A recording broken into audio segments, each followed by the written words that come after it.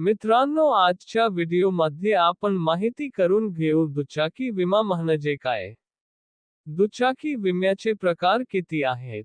भारतात विमा अनिवार्य का आहे? दुचाकी विमा असणे आवश्यक आहे का? थर्ड पार्टी विमा म्हणजे काय? आणि comprehensive bike third party plus on damage insurance मध्ये काय समाविष्ट आहे? प्रथम आपण दुचाकी विमा म्हणजे काय ते समजावून घेऊ. एक दुचाकी विमा म्हणजे काय? बाईक इन्शुरन्स हा तुमच्या दुचाकीसाठी आर्थिक संरक्षणाचा एक प्रकार आहे, जो अपघात किंवा नैसर्गिक आपत्तीमध्ये तुमच्या वाहनाच्या किंवा तृतीय पक्षाला झालेल्या नुकसानीचा खर्च कव्हर करतो. आता दुचाकी विम्याचे प्रकार काय आहेत ते समजावून घेऊ.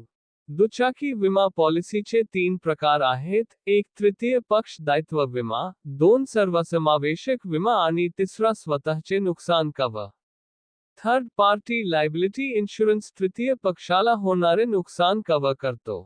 सर्वसमावेशक विमा थर्ड पार्टी दायित्वे तसेच तुमच्या बाईकचे नुकसान कव्हर करतो. भारतात विमा अनिवार्य का आहे? मोटार वाहन कायद्यांतर्गत भारत सरकारने प्रत्येक दुचाकी मालकाला विमा पॉलिसी असणे अनिवार्य केले आहे. रस्त्याची दुरवस्था आणि बेशिस्तपणे वाहन चालवल्याने अपघाताची शक्यता वाढते.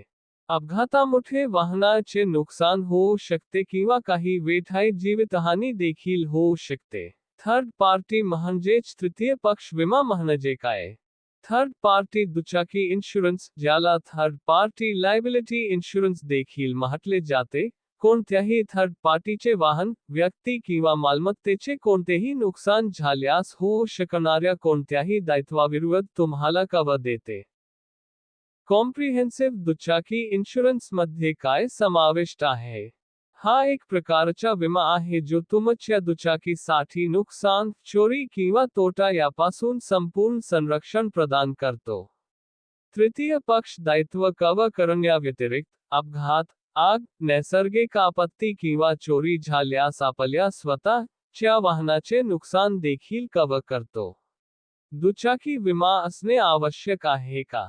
दुचाकी विमा पॉलिसी म्हणून ओळखला जाणारा दुचाकी विमा सामान्य विमा उत्पादन श्रेणी अंतर्गत येतो. मोटार वाहन कायदा 1988 नुसार, रस्त्यावर वाहन चालविण्यास सक्षम होण्यासाठी भारतामध्ये तृतीय पक्ष कव्हरसह विमा पॉलिसी असणे अनिवार्य आहे. आमचे व्हिडिओ आवडल्यास आमच्या चॅनलला सबस्क्राईब करा, लाईक करा आणि शेअर करायला विसरू नका.